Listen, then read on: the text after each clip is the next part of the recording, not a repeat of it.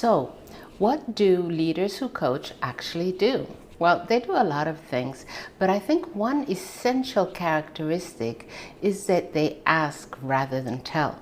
Now, you might think that's a bit simplistic, but actually, it requires a considerable effort because we're so used to giving advice, giving tips, showing our expertise that refraining from doing that, sitting back and just asking questions, doesn't come quite naturally. It takes a bit of practice.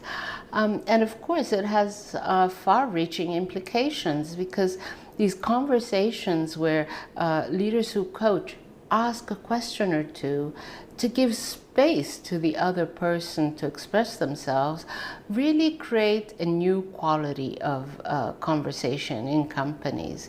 When you give a person the space to come up with their own solutions, to express their ideas, to maybe brainstorm with you, it sort of feels a bit less pushy. And it's great for coming up with new perspectives. So that's the value of being a leader coach who asks rather than tells.